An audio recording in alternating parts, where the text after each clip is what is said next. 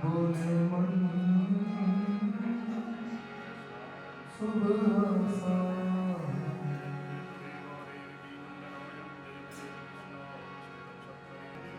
मन पंछी अकुलाए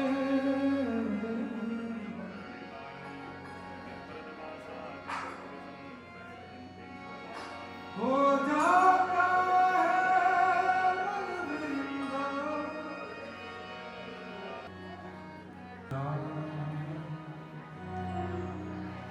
तेरा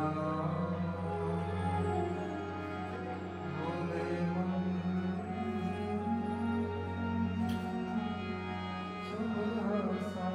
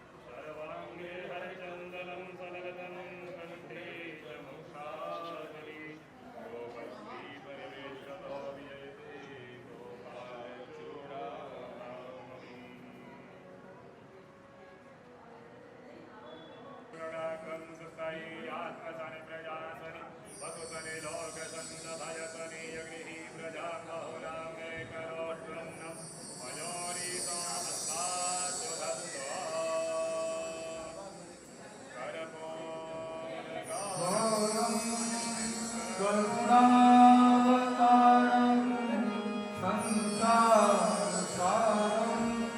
भुजगेन्द्रहारं सदा वसन्तं हृदयारविन्दे भवं च भवानी। भागवत भगवान की है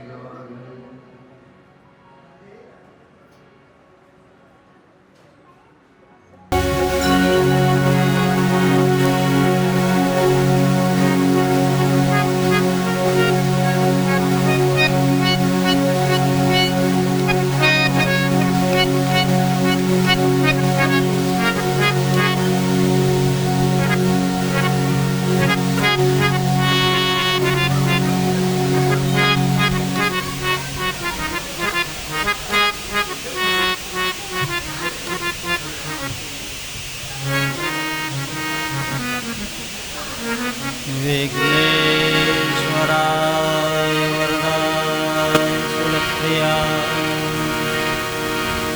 लंबोदराय सकला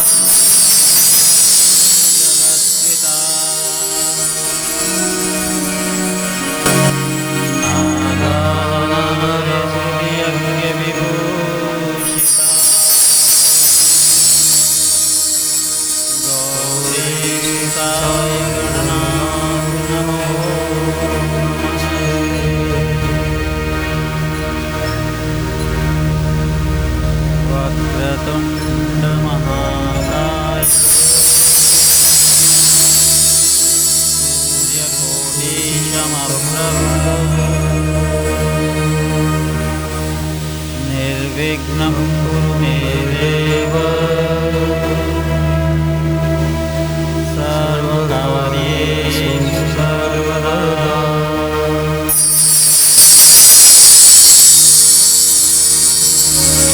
या देवी सर्वभूतेषु मातृरूपेण संस्थिता नमस्तस्यै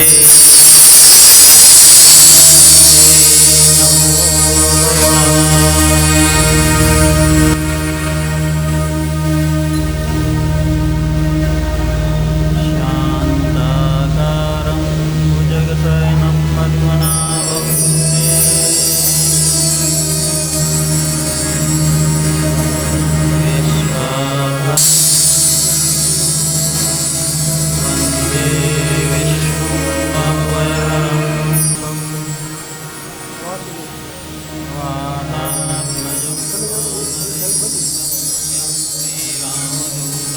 शरणं प्रपद्ये।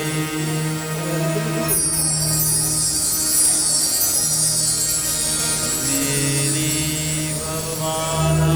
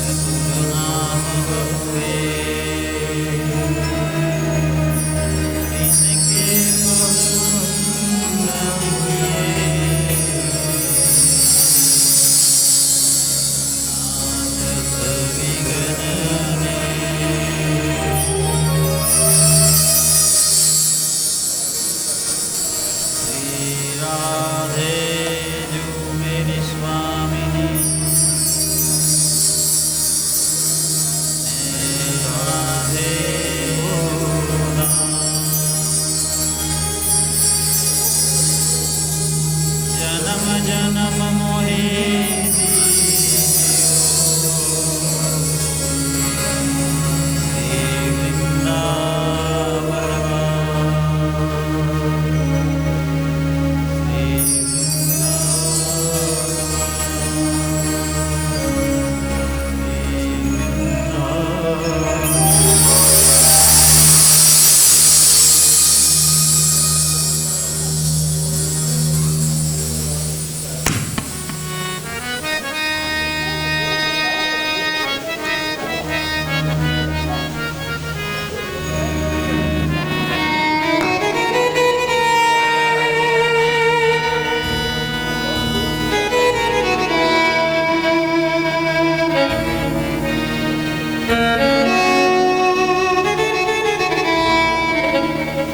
शुभ संवाद 2082 भाद्रपद मास शुक्ल पक्ष 10वीं तिथि अष्ट दिवसीय इस कथा का आज पंचम दिवस। मेरे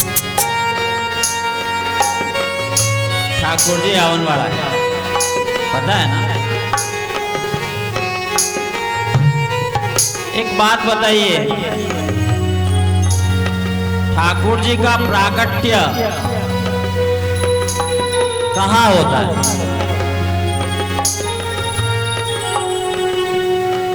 कहाँ होता है?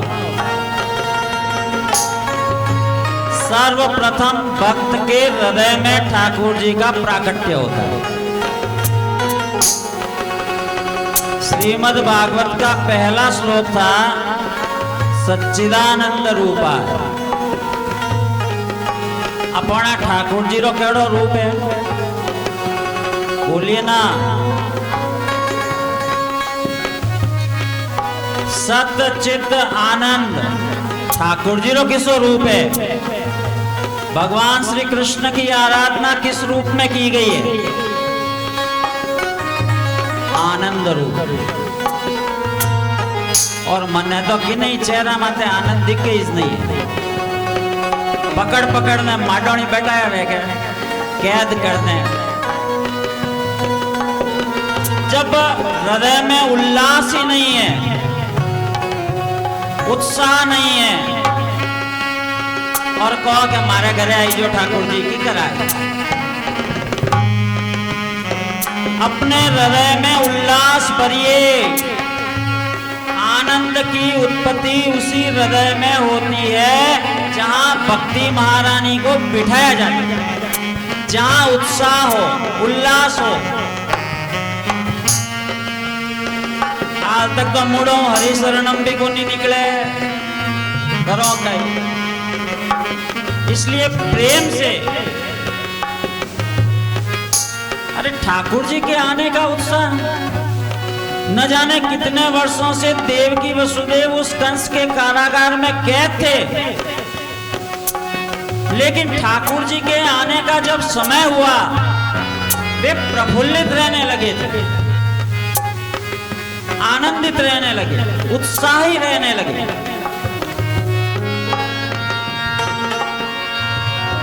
अरे किस चीज की कमी है?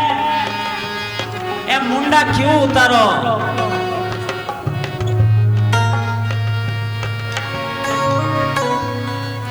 प्रेम से ताली बजाते हुए। अरे अपने जड़ो भाग्यशाली कोई नहीं है इन कलयुग रे मोहने सत्संग करने वास्ते। और अपने यजमान गौतम जी इतनी बढ़िया व्यवस्था करी है, जिनमें मुंडा उतारने अगर बैठो तो अपने जड़ो बचे डैश डैश डैश।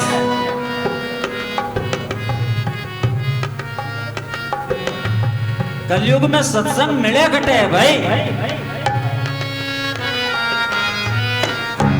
प्रेम से, आनंद से, ताली सेवा करते हुए हरि शरणम हरि शरणम हरि शरणम हरि शरणम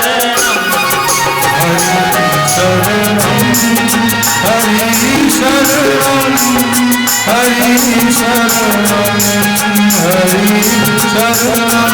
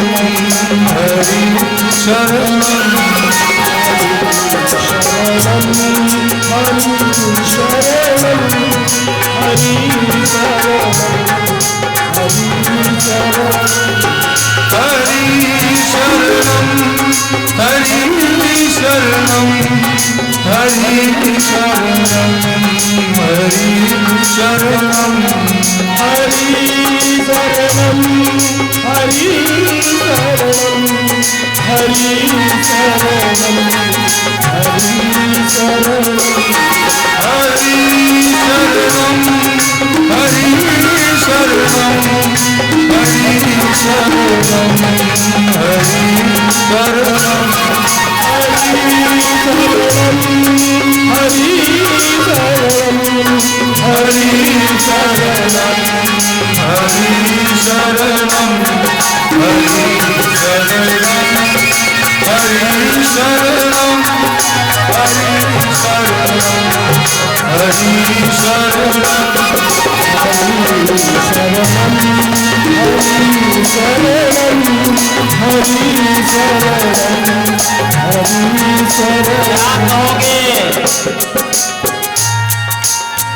क्या कहोगे? पकड़ लो बाह बनवारी, नहीं तो डूब जाऊंगा। पकड़ लो बाह बनवारी, नहीं तो डूब जाऊंगा। पकड़ लो बाह बनवारी, नहीं तो डूब जाऊंगा। पकड़ लो बाह बनवारी, नहीं तो डूब जाऊंगा।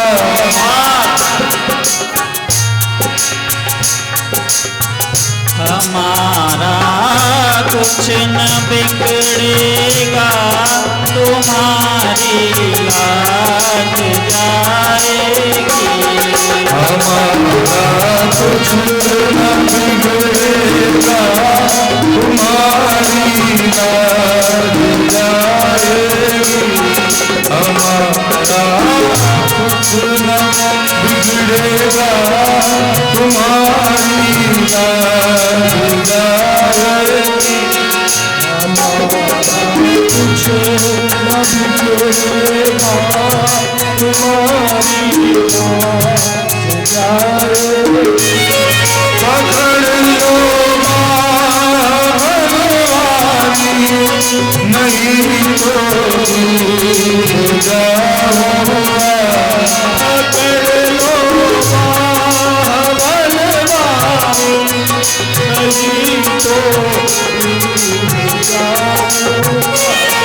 पकड़ लो बाह बनवारी, नहीं तो डूब जाऊंगा।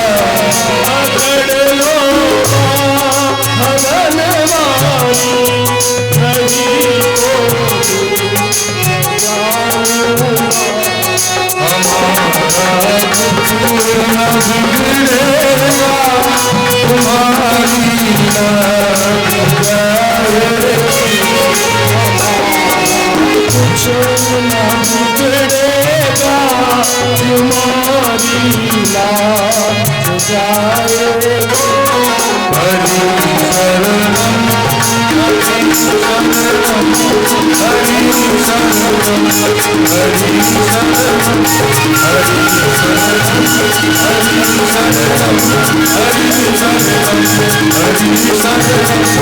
हरि शरणम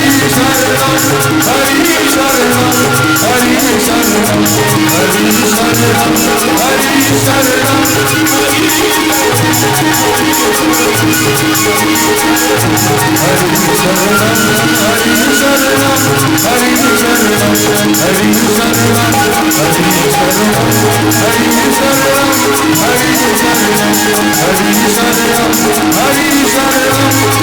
शरणम हरि शरणम हरि शरणम हरि शरणम हरि शरणम हरि शरणम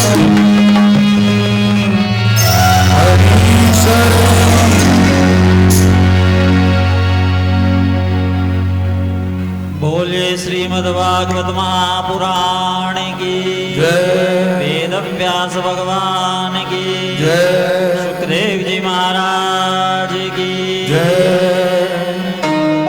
श्रवण करने के लिए बैठे सब भक्तों की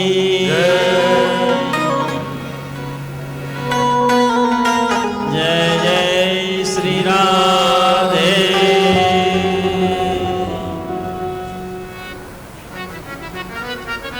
की फर्क पड़ियो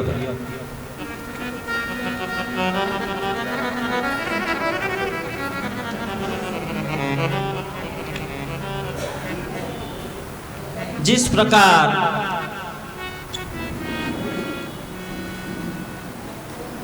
कल की कथा में हमने देखा, दर्शन किया था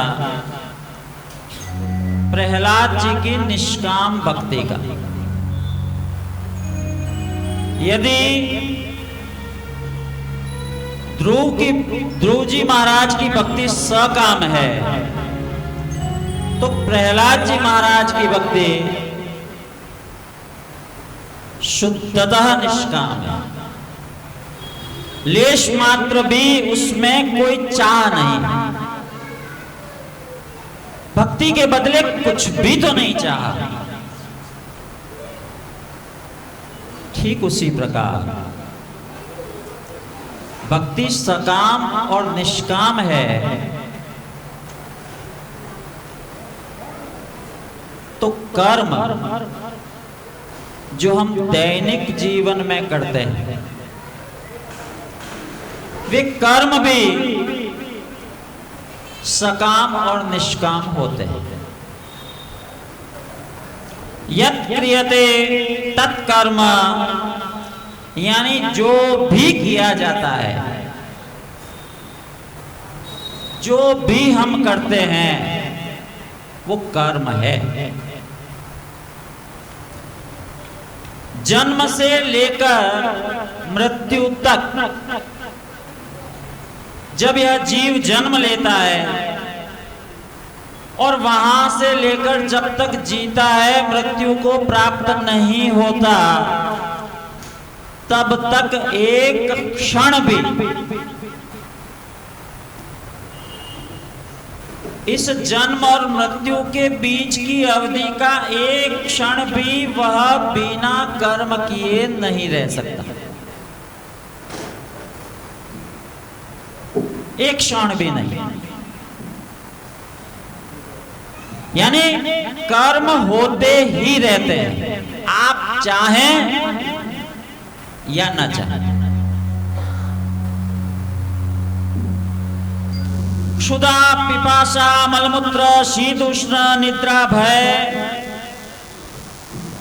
यही वे कारण है जो हमेशा हमें सतत कर्म करने के लिए बाध्य करते हैं।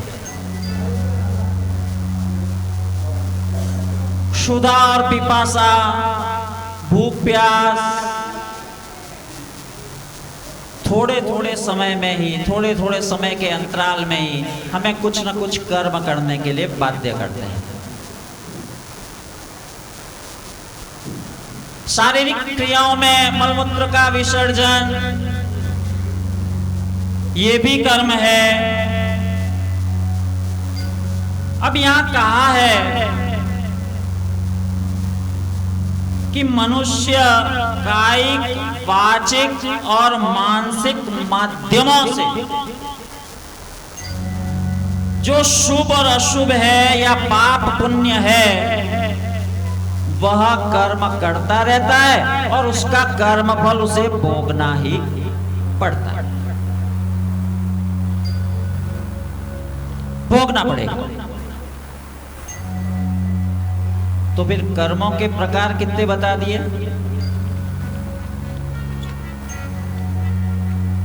कितने प्रकार से कर्म किए? केवल हाथों आ चीज लेने अटिनो अटिने रख दे, ओइच कर्म नहीं है। किसी को कोई चीज हाथ में दे दी, केवल वही कर्म नहीं है। क्या लिखा?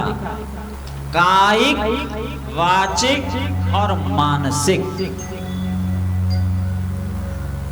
हम तीनों प्रकार से कर्म करते हैं। अगर किसी जीव के प्रति, किसी व्यक्ति के प्रति अगर मन में कोई विचार आया है, शुभ या अशुभ, वह भी पाप और पुण्य का कारक बनता है। किसी के प्रति कोई दुर्भावना,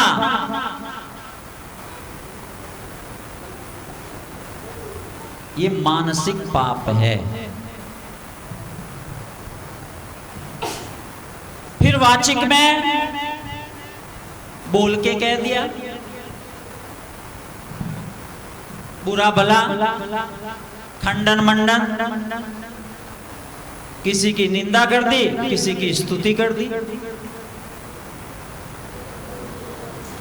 देखिए, जहां निंदा स्तुति होगी वहां कोई न कोई पाप या पुण्य बनेंगे ही, क्योंकि स्तुति होती है राग के वशीभूत होकर। जहां राग होगा, जहां मोह होगा, वहां स्तुति होगी। और जहां द्वेष है, दुर्भाव है, ईर्ष्या है, जलन है, वहां व्यक्ति निंदा करेगा। कई संत ऐसे होते हैं जो न निंदा करते हैं न स्तुति करते हैं, क्योंकि कभी कभी ऐसा होता है किसी की स्तुति करते करते किसी की निंदा करनी पड़ जाती है। घणी किन्नी तारीफ करो जरा, किन्नी तो विने ज्यादा खुश करने वास्ते किन्नी और बुराई भी करनी पड़े हाथे हाथे।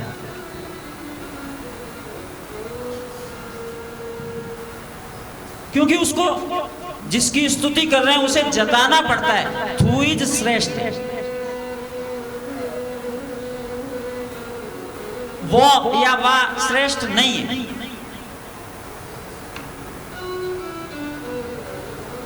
यानी जहां खंडन और मंडन होगा, निंदा और स्तुति होगी, वहां कोई न कोई वाचिक पाप पुण्य बनेंगे।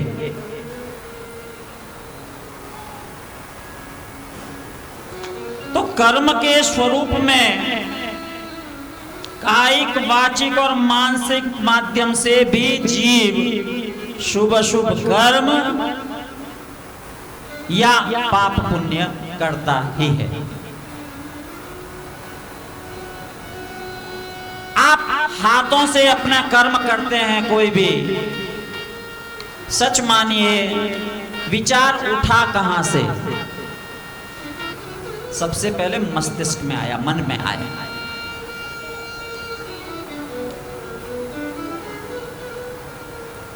ये मत समझना कि मैं किसो कहो, मन में भी किन्हीं प्रति दुर्भाव आई गयो, वो भी पाप है।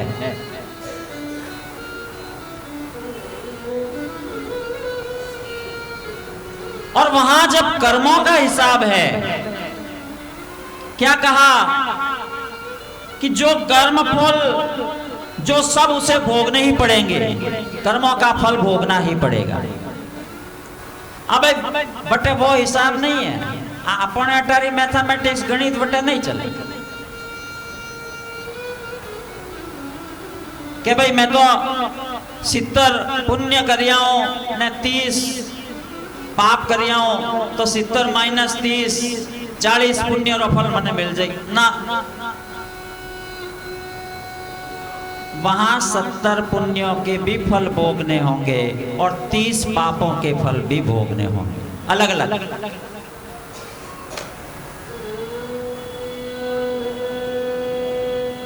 भ्रष्ट आचरण के द्वारा बहुत सा पैसा कमा लिया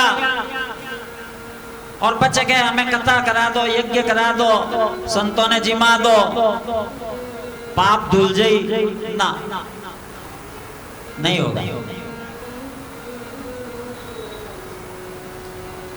क्योंकि अपनी सांसारिक गणित है, बट डिपार्टमेंट अलग अलग।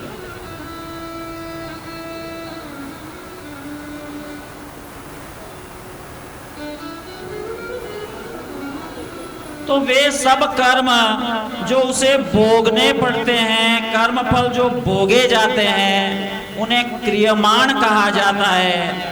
उनमें से जो बच जाते हैं वे संचित है, और संचित कर्म जी को है वे जरे भोगनी वारी आवे विंटे में पे को प्रारब्ध है।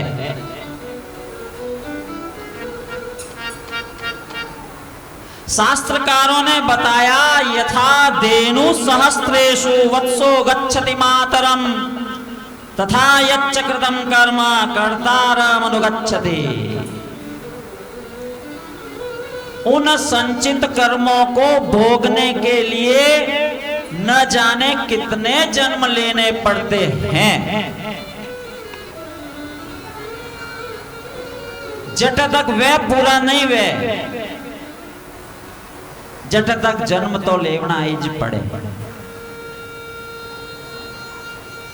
और कर्म ऐसी चीज है, क्या कहा कि जिस तरह हजारों गांव में बछड़ा अपनी माँ के साथ ही जाता है, इन्हें ढूंढ तो सीधो मारे कन्ने पहुंचे बच्चों, ठीक उसी प्रकार आप किसी जन्म में चले जाइए, किसी योनि में चले जाइए, कर्म आप रो पीछो नहीं छोड़े। वो ढूंढ तो आप रे कने ग्रह दशा फोरा भेजरे आने जीवन में आपके प्रवेश करता ही है।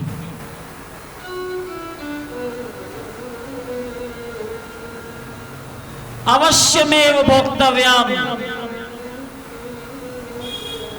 कहीं बचने की कोई गुंजाइश नहीं, भोगना ही पड़ेगा।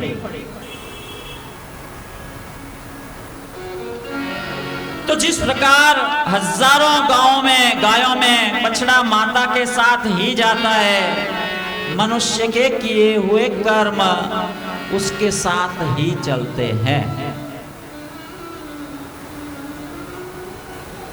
ए जी को एक कहावत बना दी नहीं, पता नहीं किसने बनाई,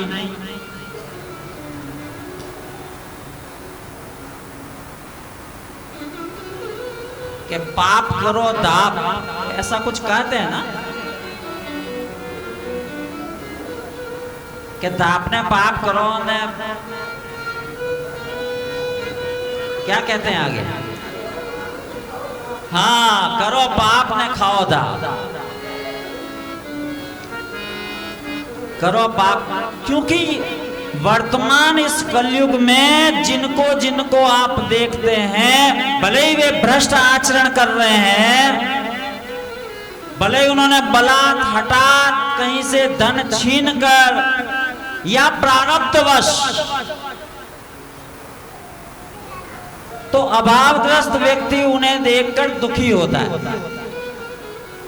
और वो जो है कि मैं इतनी मेहनत करूं मने नहीं मिले ना, वो पाप करे तो भी वो खोरो है, वो सुखी है।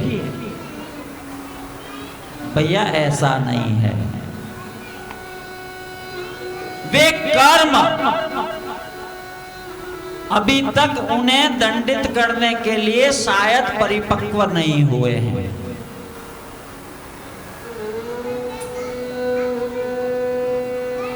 और वास्तव में जिन्होंने पुण्य कर्मों के फलस्वरूप इस संसार में सुख भोग रहे हैं, वे भोगें। लेकिन ये बिल्कुल झूठ है, ये दिमाग से निकाल देना, क्योंकि ये अच्छे कर्मों के लिए, शुभ कर्मों के लिए प्रेरित नहीं करता कि करो पाप ने खाओ दाप। ना, भटक जाओगे। शुभ कर्म करने की इच्छा भी तब होगी अगर ये पंक्तियां याद आ गई, तो ध्यान रखना भ्रम में पड़ोगे, भटक जाओगे। शायद वह शुभ कर्म जो आपके हाथ से होना लिखा था नहीं कर पाओगे।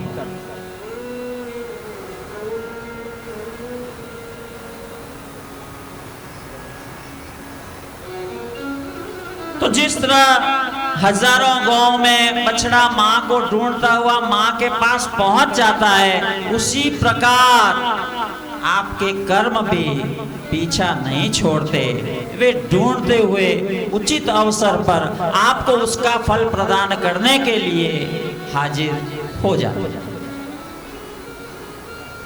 शरीरम यद्वाप्नोति यच्चाप्योत्कामतीश्वर ग्रह्यत्वेतानि संयाति वायुर्गंध निवासया। जिस तरह वायु अपने साथ गंध को ग्रहण करके ले जाता है, उसी प्रकार इस देह को धारण करने वाला जीव इस देह को तो छोड़ जाता है, लेकिन अपने किए हुए कर्मों को अवश्य साथ लेकर जाता है।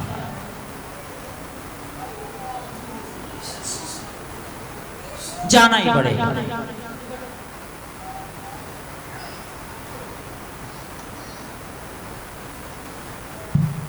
तो फिर क्या करना चाहिए? क्या करना चाहिए?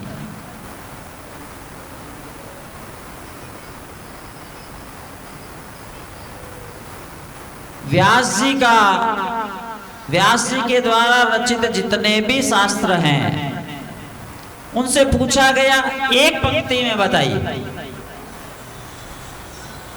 क्या आप इतना सारा ग्रंथ लिखिया हो, इनमें है कई पाप और पुण्यों को आपने किस प्रकार विभाजित किया है, जरा बताइए।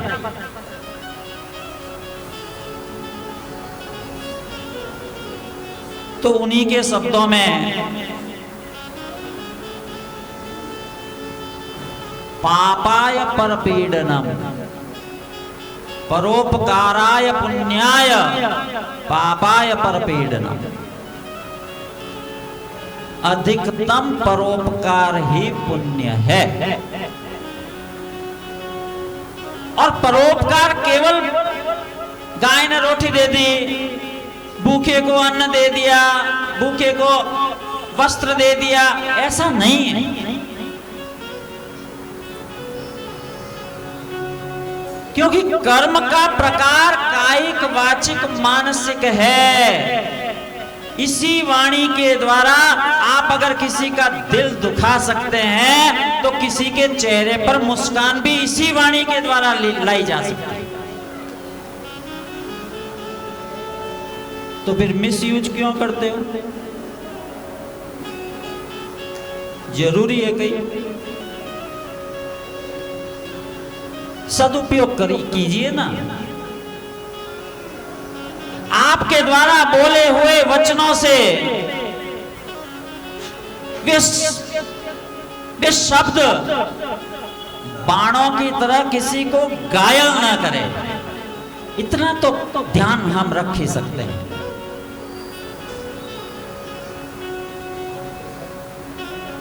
एक गरीब को, एक भूखे को या किसी गाय को रोटी देने पर आप समझते हैं ये पुण्य है, समझते हैं ना? होता भी है। क्यों? क्योंकि उसके पेट की क्षुधा शांत होने पर उसका हृदय प्रसन्न होता है और वह प्रसन्न होकर आपके लिए दुआ करता है। तो जरे कि नहीं दूर वचन को वाला, कटु वचन को वाला जरा वो गए आशीष दे लगे।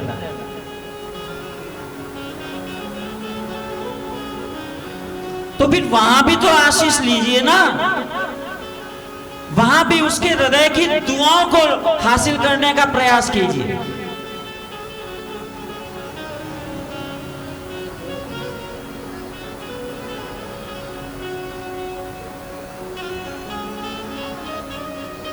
क्यों सर्पिल वर्तुलाकार वाणी का प्रयोग करते हैं? सीधी और सहज वाणी बोली, सबको अच्छा लगेगा।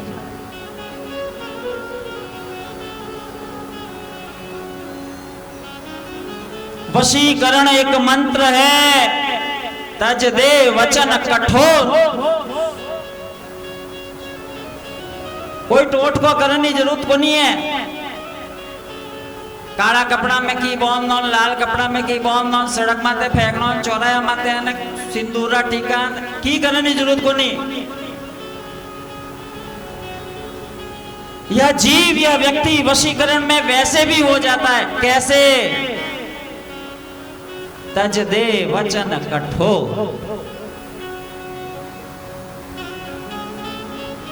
कठोर वचन बोलने के लिए हमारी जीवा अलाउ नहीं करती भाई, लेकिन वो मन चंचल है। ये बोलने के लिए मजबूर करता है।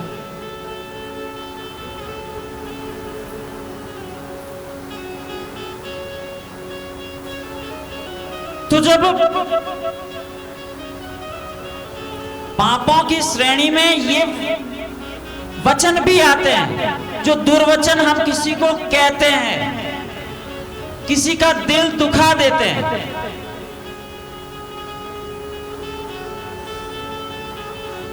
महाभारत क्यों भयो, क्यों भयो बताइए ना। कहते हैं द्रौपदी ने कहा था अंधे का पुत्र अंधा, हम इन्हें बोलने की घटे जरूरत थी।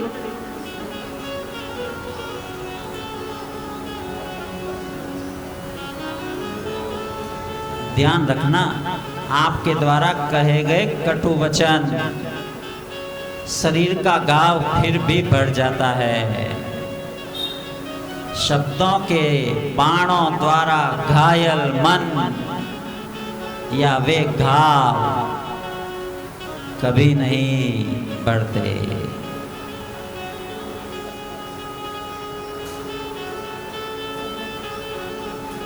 वश में करना चाहते हैं ना किसी को, कीजिए। तो सबसे उत्तम मंत्र दिया है, तज दे वचन कठोर, मीठे वचन ते सुख उपजत चहोर।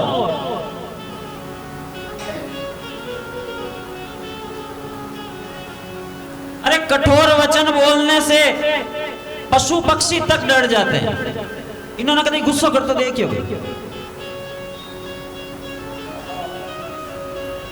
इन्होंने प्रेम बुलाओ तो हैं। साधु संतों के पास सिंह और मृग साथ में खेलते हैं, क्यों? उनकी प्रवृत्ति है, उनकी मीठी बोली है।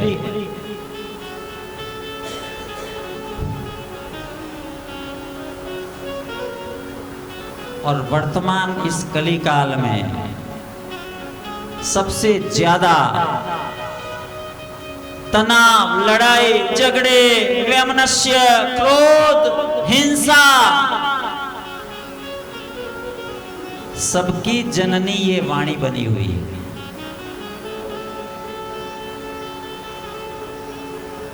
इस वाणी के द्वारा जितने जीव घायल हुए हैं, अस्त्रों शस्त्रों के द्वारा नहीं हुए।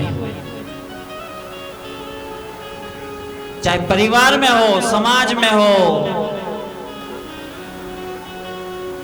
सर्वाधिक घायल इस वाणी, वाक बाण जो है आपके, शब्द बाण है, इससे जीव सबसे अधिक घायल है।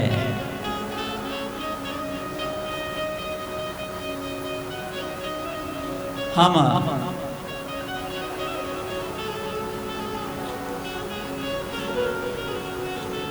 इस पर थोड़ा ध्यान दें, अपनी वाणी को इतना मधुर बनाएं, इतना मीठा बनाएं।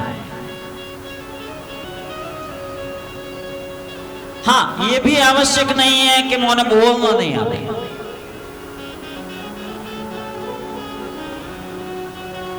कोई कोई कहे कि मोन तो एडो ही बोलना है,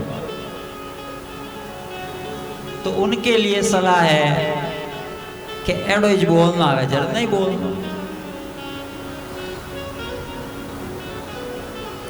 अगर बोलना कला है तो मौन रहना उससे भी बड़ी साधना।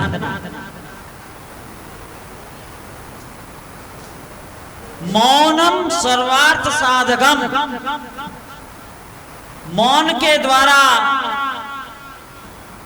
कोई भी कार्य सिद्ध किया जा सकता है।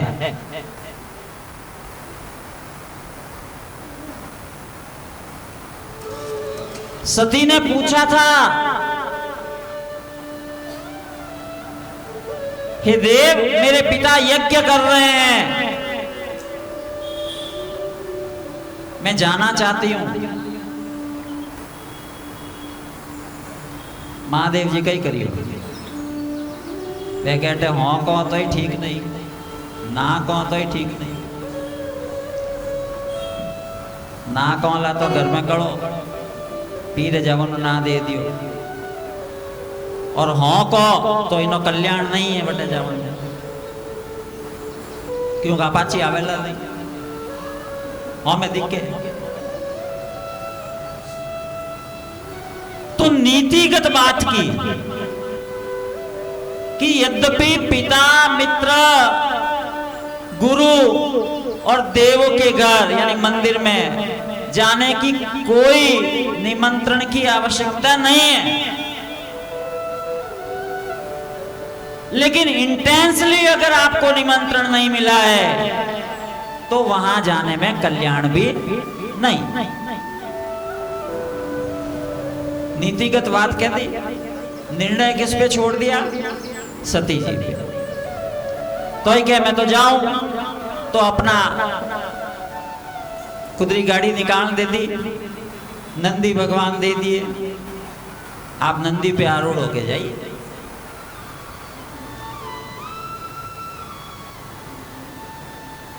तो भगवान बटे बोल जाता तो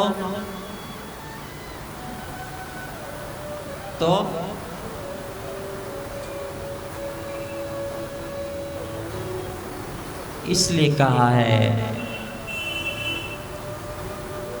वाणी अनमोल है।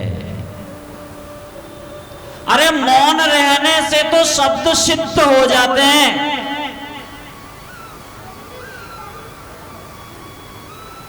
जितना अधिक मौन रोला, मननशील रोला, चिंतनशील रोला, कम बोलोला, वित्ती आपरी वाणी होने वास्ते लोग उत्सुक रहे। घणो बोले भी नहीं वाणी कौन होने उत्सुक रहे? कोई नहीं रहता भाई, जरा जो करे चुप गई।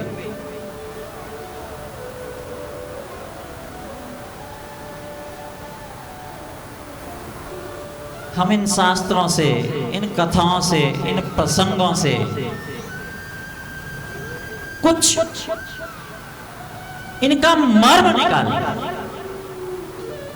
इनका सार निकाल कर उन्हें देखें, तभी तो इन ग्रंथों की सार्थकता है।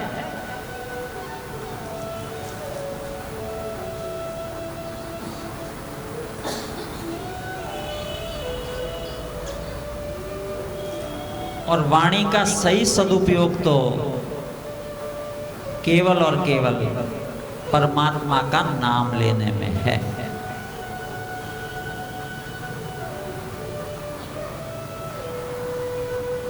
केवल और केवल परमात्मा।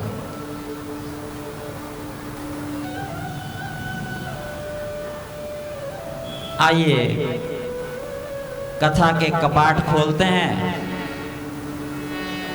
इस चौपाई के साथ हम कथा में प्रवेश करते हैं।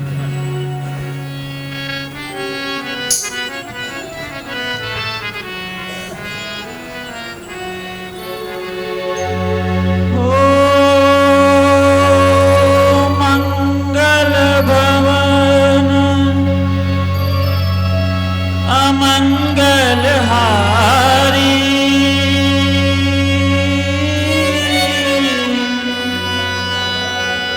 द्रवहु सो दशरथ अजीर बिहारी।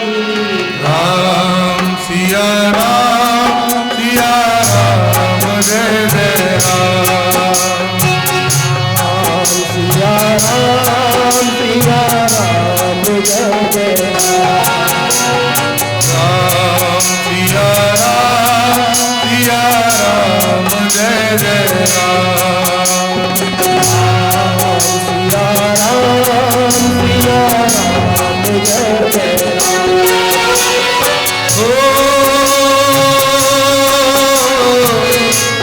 मंगल भवन अमंगल हारी,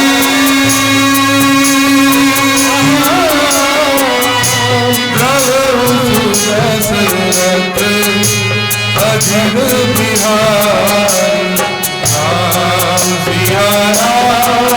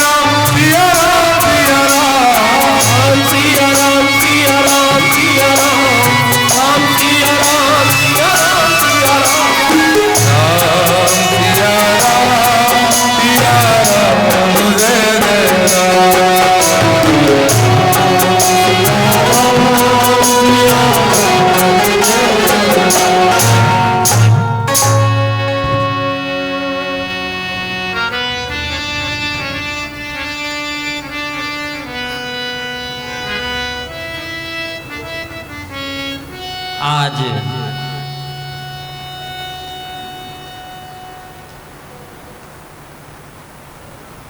ठाकुर जी आने वाले हैं। अपने हृदय में, अपने हृदय की किवाड़ी को खोल के रखना, भक्ति रानी को बिठा कर।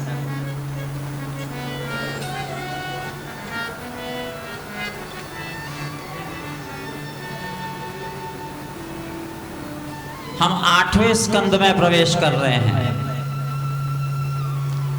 7वां स्कंद, जिसमें हमने कल देखा भगवान नरसिंह का प्राकट्य और प्रहलाद जी की भक्ति। ग्रंथकार सर्वप्रथम कहते हैं कि भागवत क्या है। तो भागवत जो है भक्तों की गाथा है। कौन से भक्त? जो परमात्मा के प्यारे भक्त हैं।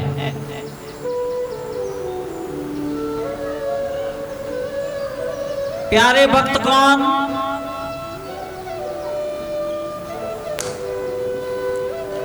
जिनके लिए परमात्मा किसी न किसी रूप में आकर उपस्थित होते हैं।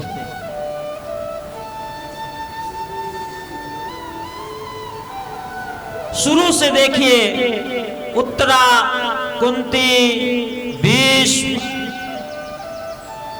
द्रौपदी,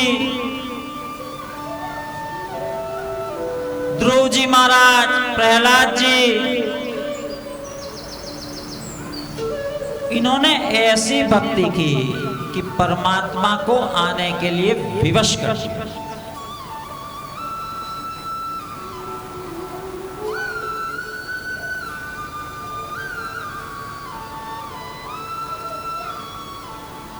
यहां 8वें स्कंद में प्रवेश करते ही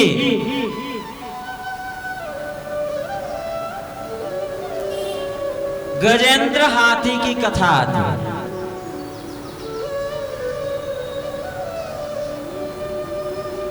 गजेंद्र मतवाला है।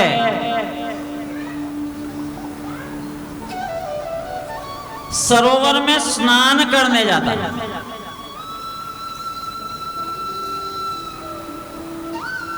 बात वही,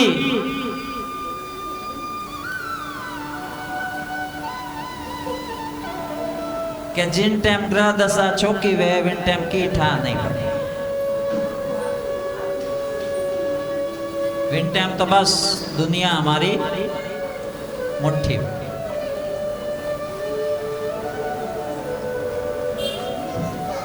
गजेंद्र बलशाली तो है,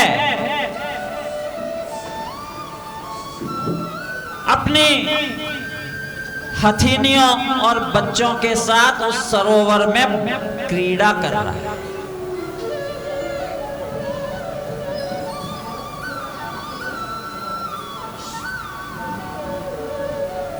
सरोवर में क्रीड़ा होनी चाहिए क्या?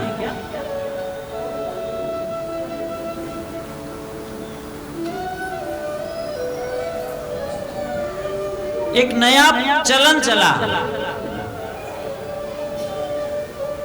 नया तो नहीं कह सकते, एक चलन है। अटू जाए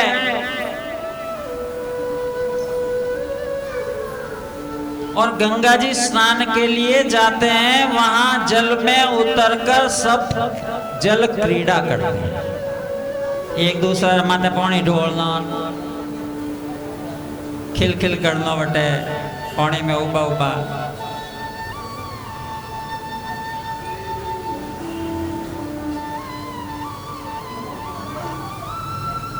जरा विचार कीजिएगा, जो गंगा नाम लेने मात्र से पवित्र करती है,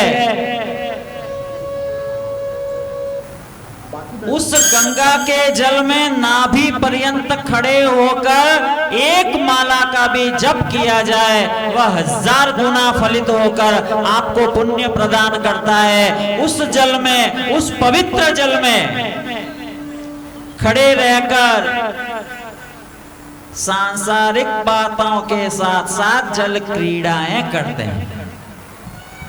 अब वो जावनो, गंगा जी में उतरनो, स्नान करना पाप है कि पुण्य है, अपने आप विचार कीजिए।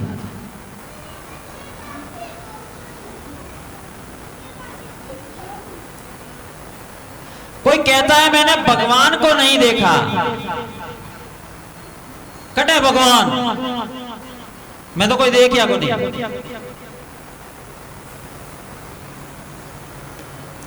गंगा जी का दर्शन किया है ना,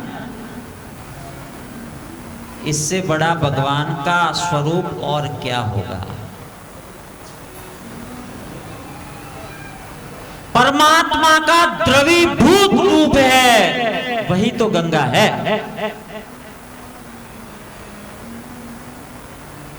ब्रह्मा जी के कमंडलू में आई, नारायण के चरणों का धोवन बनी, शिव की जटाओं में समाई और भगीरथ के द्वारा, भगीरथ के तप के कारण इस पृथ्वी लोक पर आई। परमात्मा का द्रवीभूत रूप है।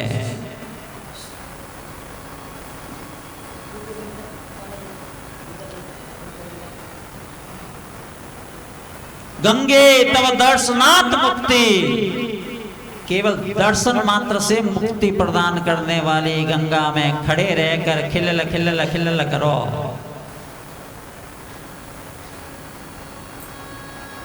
उसमें स्नान करने का भी नियम है।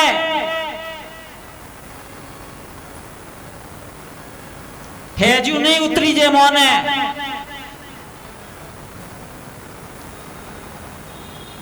शौचादि नित्य कर्म से निवृत्त होकर जहां आप रुके हैं, पहले वहां स्वच्छ होइए, पवित्र होइए, स्नान कीजिए, फिर गंगा जी के तट पर जाइए।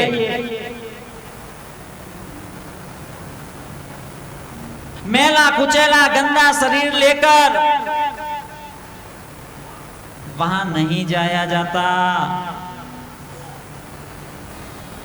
उसे प्रणाम कीजिए, दंडवत कीजिए, आचमन कीजिए, उसकी पूजा कीजिए, हाथ जोड़ने क्षमा मांगो कि मैं पवित्र वेवन वास्ते अपने पापों की मुक्ति के लिए आपके जल में उतर रहा हूं, अपने पैरों का स्पर्श भी आपको हो रहा है, हे मां क्षमा करना। पचे मोय नहीं नॉन वे जरे गंगा रो नायोड़ो पुण्य वे।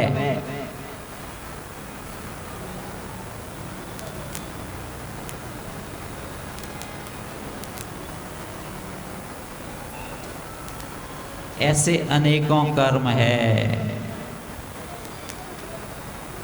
जो अनजाने में हम कर लेते हैं। ध्यान रखना, चाह तो पुण्य की है लेकिन हम पाप कर लेते हैं।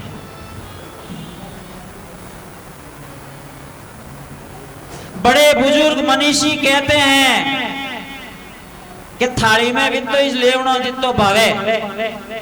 क्यों कहवे? और अपे नयो तरीको ऐठ वालों छोड़ना कहीं काट दियो कि नहीं जीव रे मुंडे जाए। गाय ने दे दो गाय रे मुंडे जाए, कुत्ता ने दे दो कुत्ता रे मुंडे जाए। क्या दे रहे हो? अपनी जूठन। अब पुण्य हो रहा है, पाप हो रहा है। पहले तो नीतों खराब करने ले लो, ले बचे ऐटा झूठा गाय कुत्तों ने खवाओ।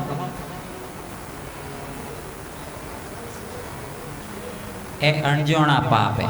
પછી આપે કહો મેં કઈ પાપ કર્યો?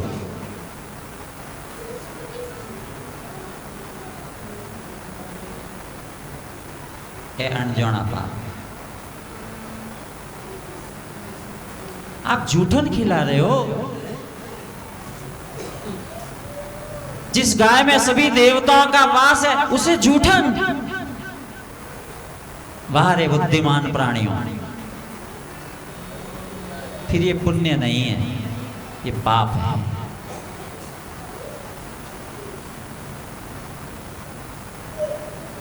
हाथी अपने परिवार के साथ सरोवर में जल क्रीड़ा कर रहा है, होश ही नहीं है। हारो परिवार आता है, राज्य को से खका खका किल किल किल किल करता है खूब। अचानक एक ग्राहक का आना मगरमच्छ का और पांव पकड़ ले, पांव पकड़ लिया। जल में जल के प्राणी की ताकत ज्यादा, वो अंदर खींचे और अटीने हैंग परिवार वाला बिना हाथी ने खींचे।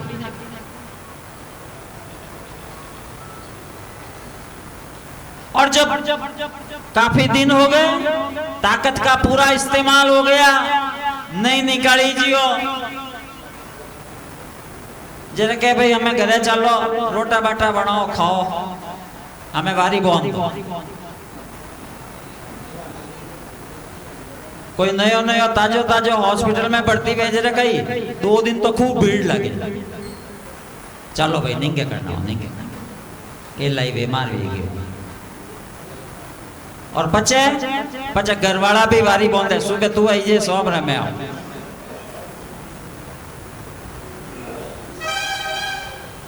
और पचे पे कहूं मने खूब प्रेम है, जरा प्रेम कटे गायब हो जाए।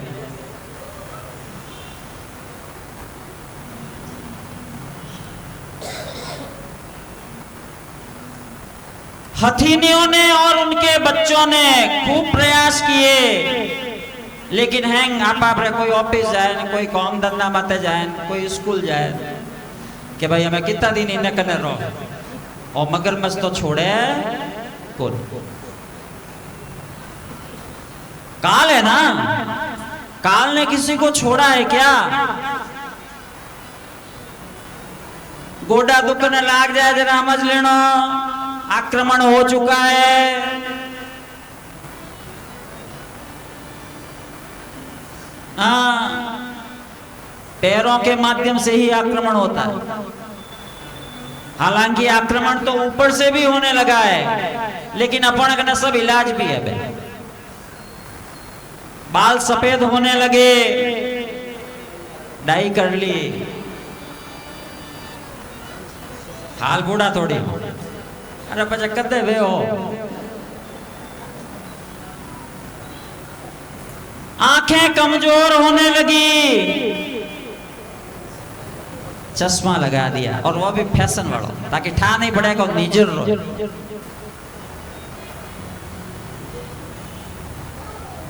श्रवण शक्ति कमजोर होने लगी।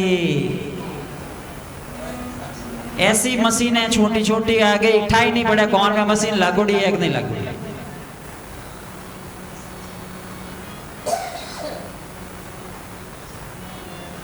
खानो पचे कुनी, कई प्रकार का कैप्सूल और कई प्रकार की रेमेडीज आएगी।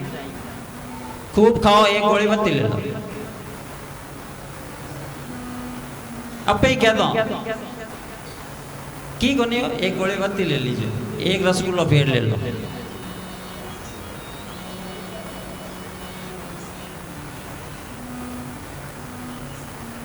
सोचिए,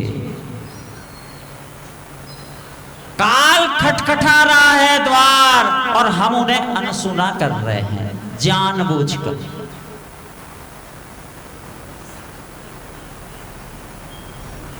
ग्राह ने पैर पकड़े हैं, परिवार सब छोड़कर चला गया, घनघोर युद्ध चला। इस खींचतान में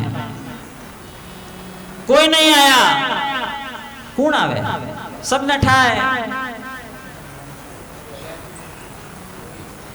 कानाफूसी तो होती है ना, घणो बीमार जीव व्यक्ति वे जाए जरा कानाफूसी तो मन में तो आएंगे हम जी जाए हमें तैयारी करो घणो घणा चाड़ दे बिना हो मैं नहीं कहूं बाकी हैंग मन में हैंग एक्टिव वे जाए तैयार वे जाए।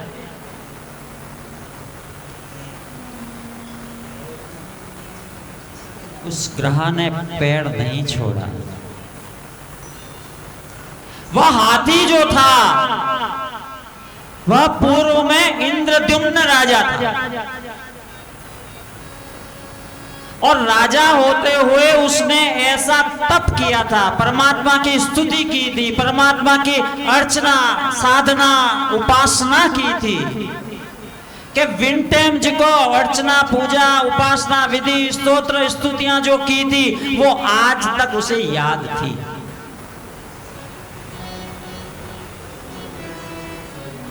मतलब क्या हुआ? परमात्मा की उपासना उसकी पूजा उसकी चर्या निष्फल नहीं वे। ये स्तुतियां ये आपके शुभ कर्म न जाने किस काल में किस विकट परिस्थिति में आपके लिए सहारा बनकर खड़े हो जाए।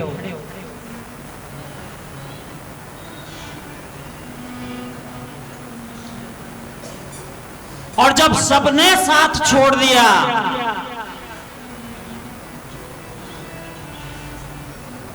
तब उसने परमात्मा को पुकारा। यही होता है। बड़ी सभा में द्रौपदी को निर्वस्त्र करने का जब प्रयास हुआ, भीष्म पितामह की ओर उसने देखा, धृतराष्ट्र को देखा, विदुर जी को देखा, कृपाचार्य जिन्होंने नौमी कृपाचार्य है उन्होंने केवल इतनी कृपा की, एक अंगुली दिखाई।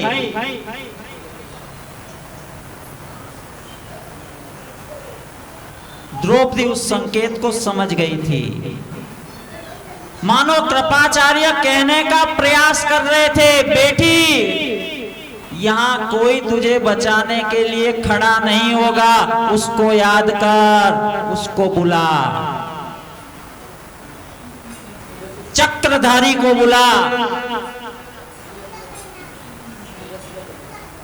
और तब द्रौपदी ने द्वारका वासिन कहकर परमात्मा को पुकारा था।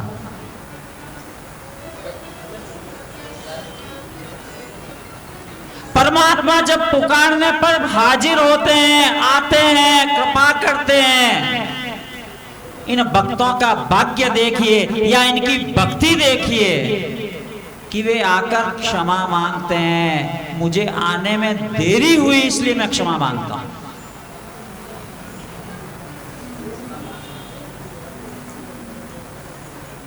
द्रौपदी से कहते हैं तूने श्री कृष्ण ही क्यों नहीं कहा, केवल कृष्ण क्यों नहीं कहा? द्वारका वासिन कहने की कहां आवश्यकता थी? मैं तो यही था। तेरे द्वारका वासिन कहने पर मुझे आने में देर हुई।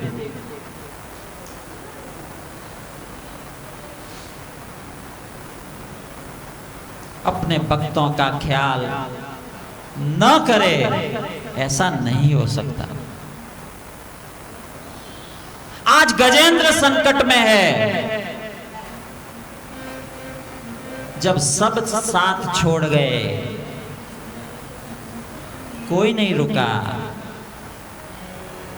कि भाई हमें वे जी को देखो। तब गजेंद्र ने परमात्मा को पुकारा है।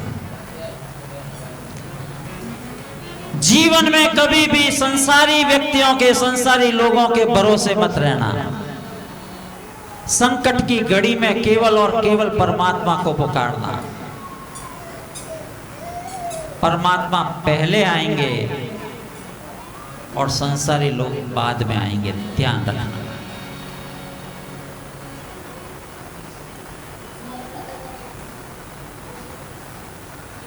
आसरा इस जहां का मिले ना मिले, आसरा इस जहां का मिले ना मिले, मुझको तेरा सहारा सदा चाहिए। सहारा सदा चाहिए, आसरा इस जहां का मिले ना मिले, आसरा इस जहां का मिले ना मिले, आसरा इस जहां का मिले ना मिले, आसरा इस जहां का मिले ना मिले, मुझको तेरा सहारा सदा चाहिए, मुझको तेरा सहारा सदा चाहिए। चांद तारे पलक पर दिखे ना दिखे, चांद तारे फलक पर दिखे ना दिखे, चांद तारे पलक पर दिखे ना दिखे, चांद तारे फलक पर दिखे ना दिखे, मुझको तेरा नजारा सदा चाहिए, मुझको तेरा नजारा सदा चाहिए। आसरा इस जहां का मिले ना मिले, आसरा इस जहां का मिले ना मिले, मुझको तेरा सहारा सदा चाहिए, मुझको तेरा सहारा सदा चाहिए।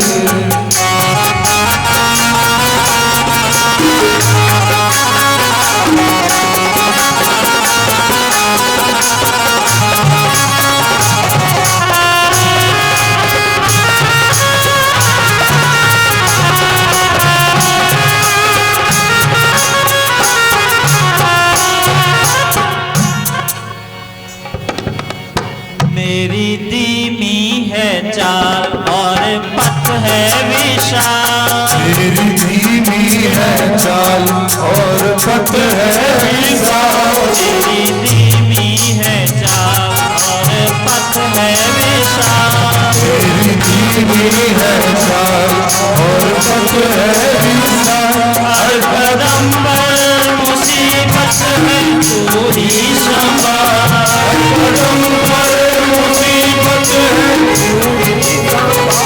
पैर मेरे थके हैं चले ना चले, मेरे थके हैं चले ना चले, मेरे दिल को इशारा तेरा, मेरे दिल को इशारा देना चाहिए, आसरा इस जहां का मिले ना मिले, आसरा इस जहां का मिले ना मिले, मुझको तेरा नजारा सदा चाहिए, सहारा सदा चाहिए।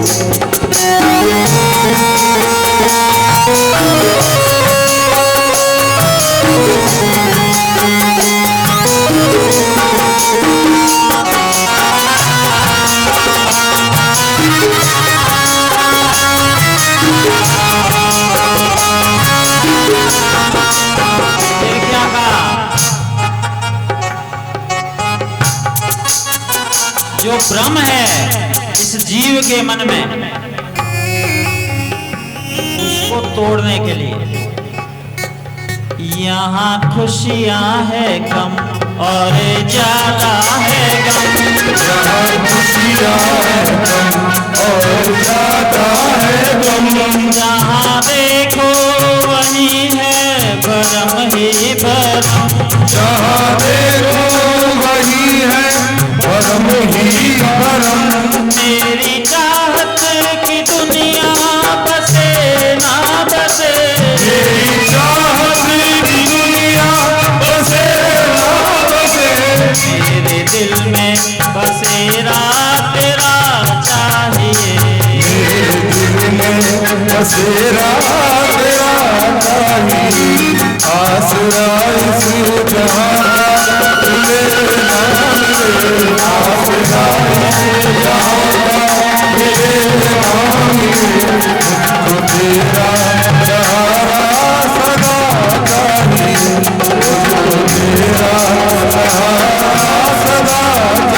आसरा इस जहां का मिले ना मिले आसरा इस जहां का मिले ना मिले मुझको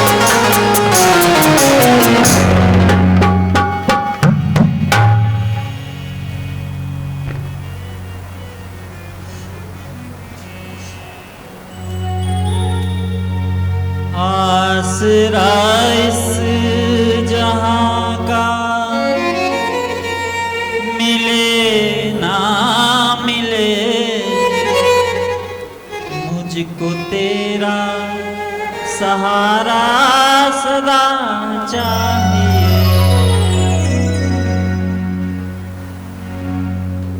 एक आस एक विश्वास ये जरूर रखना,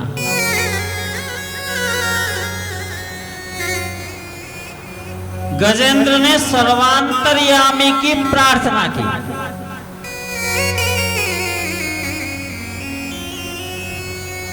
ऐसा नहीं कहा कि विष्णु आओ, शिव आओ, माता जी आओ, ना,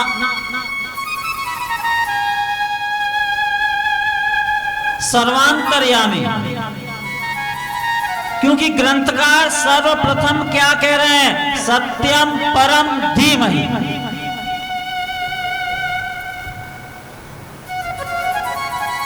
भगवान गरुड़ पर बैठकर पधारे और जब परमात्मा को देखा,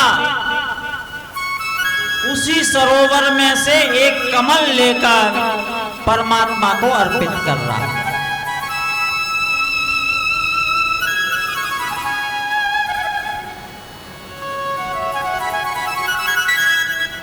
अब थोड़ा कंफ्यूजन भी क्यों कि हाथी ने पहले छुड़ाओ कि मगरमच्छ ने पहले मारो, किसका उद्धार करें? अनुग्रह भी उद्धार है और परमात्मा के हाथों किसी का वध भी उद्धार ही है।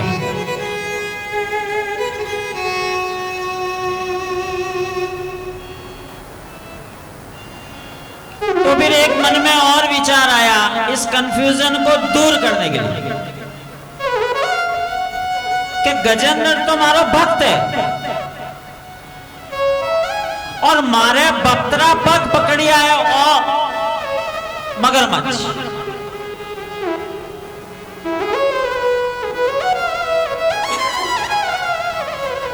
तो मारे बक्तरा पग ओ पकड़ी आया मगरमच्छ, इन वास्ते पहलो उद्धार इन वेणो छे।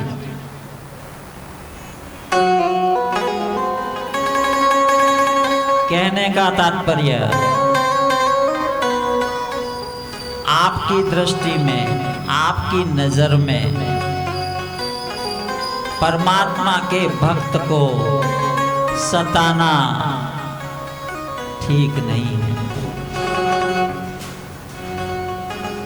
परमात्मा को स्वयं का अपमान या निंदा परमात्मा खुद की नहीं कहला, लेकिन परमात्मा के भक्त का यदि अपमान हुआ है वो ठाकुर जी हुसैन नहीं हुआ।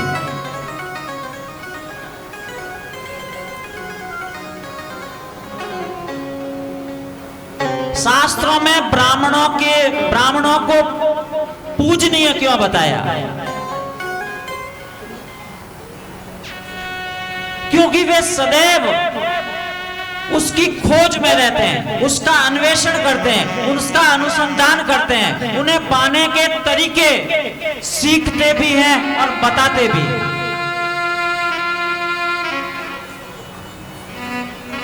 इन ग्रंथों में खोए रहते हैं। परमात्मा की याद सदैव अपने मन में बनाए रखते हैं।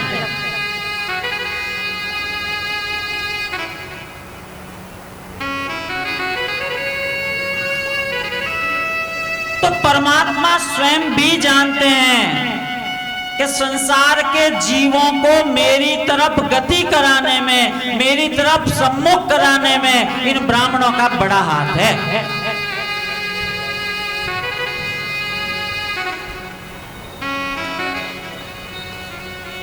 इनका हमेशा एक ही उद्देश्य रहता है कि सभी जीव परमात्मा का स्मरण करें, परमात्मा की पूजा करें, परमात्मा को प्रसन्न करने के लिए फला फला फला फला व्रत करें, अनुष्ठान करें।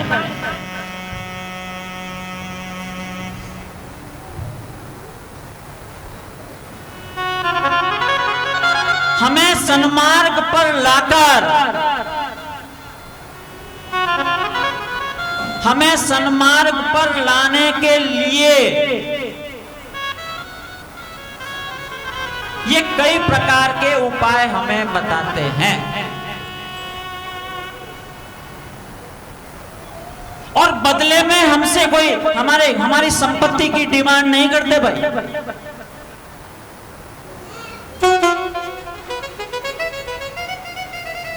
छोटी मोटी दक्षिणा जो भी यथाशक्ति तुम्हें रुचे।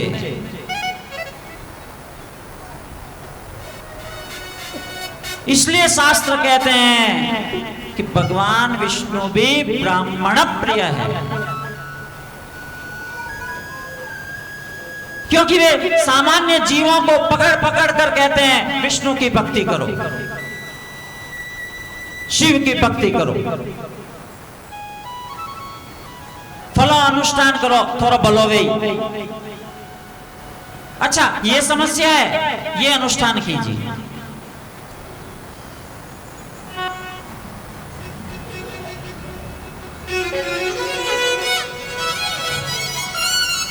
अपने जीवन की सिद्धियों को, जीवन के अनुभव को आपको परमात्मा का अनुग्रह प्राप्त हो जाए, वो जीवन की सिद्धि आपके लिए समर्पित कर देते हैं, वो ब्राह्मण।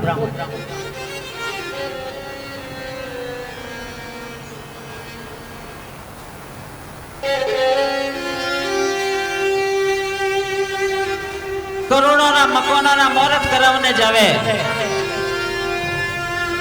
एक उदाहरण बता दो कि दक्षिणा में वो मकान महंगी होवे।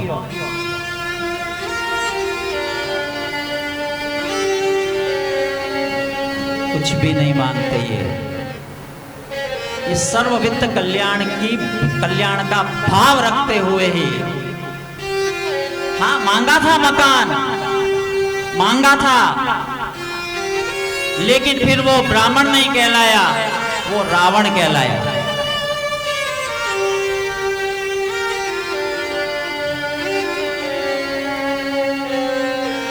उसको फिर ब्राह्मण के रूप में इस दुनिया ने याद नहीं किया, विने रावण के रूप में आज भी याद करे ना दशहरा ने विने बाड़े। उसने महादेव से, जो कि पार्वती के लिए बनाई थी स्वर्ण का भवन, वो मुहूर्त कराने के मार दो ही चाहिए अब, नहीं तो मैं जाऊं बिना दक्षिणा लिए। ले भाई, उमा को समझाया, देख अपने योग में नहीं है, बनायो तो ही हो रही हो दे, क्यों बनाओ, अपने कैलाश ठीक है। तो फिर उसे किसी ने भी आज तक ब्राह्मण कहकर उसका सम्मान नहीं किया भाई, विने रावण ही कहवे। और हर साल विन रावण की स्मृतियों ने, विनी गलतियों ने मीना ग्रहण नहीं कर ले और याद रखने वास्ते हर साल दशहरा भी मनावे।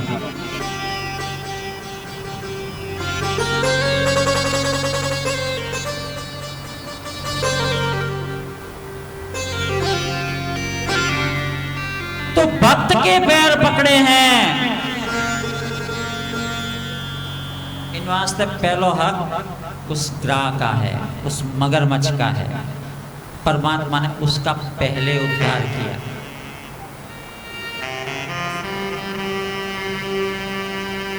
इस प्रकार गजेंद्र पर कृपा की है मेरे प्रभु ने।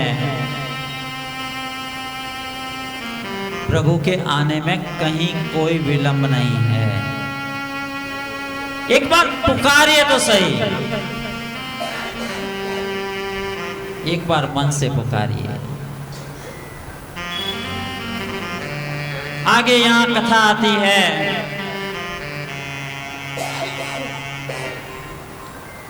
समुद्र मंथन की। सबको अमृत चाहिए, अमृत की चाह सबको है।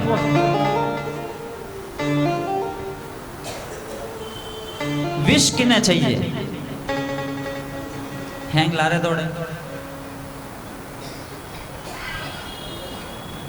कि नहीं चाहिए नहीं विष। मंदराचल की मथानी, परमात्मा का कच्छप अवतार, वासुकी नाग की रस्सी,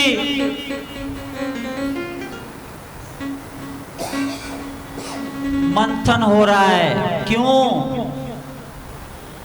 अमृत पाने के लिए।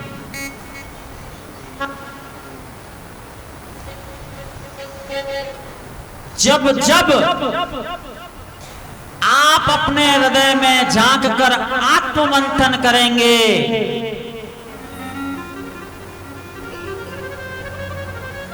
कभी ऐसा समय भी निकालो, एकांत में बैठकर आत्ममंथन करो। और ऐसा समय नित्य होना चाहिए। दिवस के चौथे पहर में सोने से पूर्व नित्य मंथन कीजिए। आज मारे हाथों, आज मारे मनो, कई गलत भयो, कई सही भयो। कायिक, वाचिक और मानसिक, पाप और पुण्य। आज मैंने क्या कहा किसी को, किसका दिल दुखाया, किसको हंसाया, किसका पेट भरा।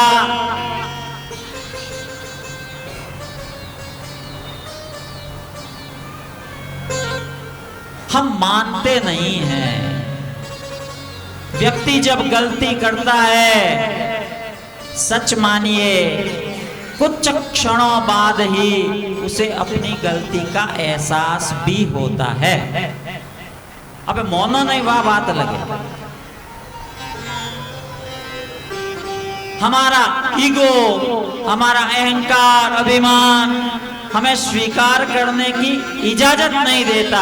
लेकिन आत्मा कहता है कि भैया तू यहां गलत था।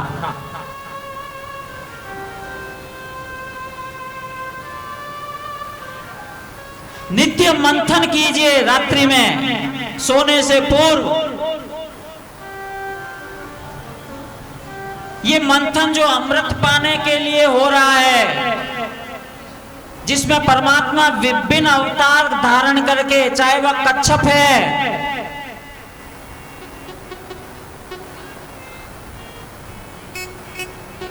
खुद ही धारण कर लिया है, खुद ही मंथन कर लिया है। जब जब आत्म मंथन करोगे, जब जब आत्म निरीक्षण करोगे, सबसे पहले क्या निकला था यहां?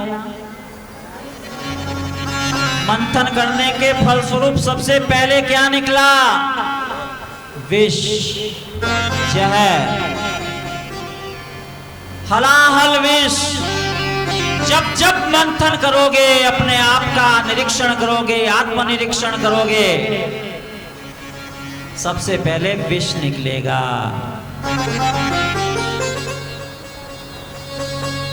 विष का मतलब दूजोरी बुरायो दिखेला।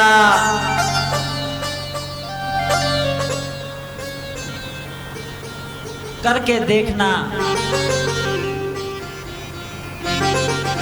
निंदा ही निकलेगी। सबसे पहले निंदा रूपी विष ही निकलेगा।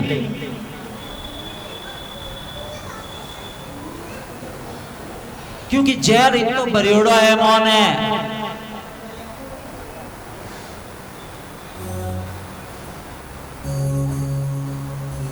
देखो, एक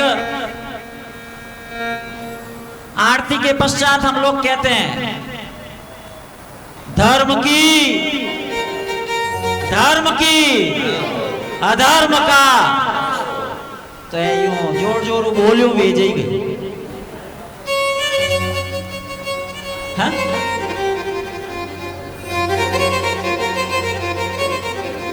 जब तक अधर्म का नाश नहीं होगा, धर्म की जय नहीं हो सकती।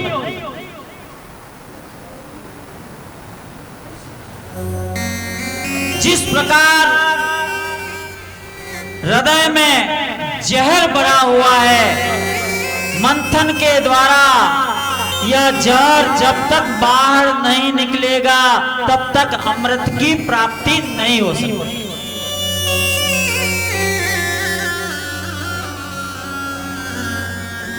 मन में तो इतो जहर भरियोड़ो कि कयो बिना रवि जी नहीं, दो चार गाली किसी को देंगे, उसे भला बुरा सुनाएंगे, तब मन में शांति होती है। यानी वो जहर जब निकला बाहर, तब जगह खाली हुई।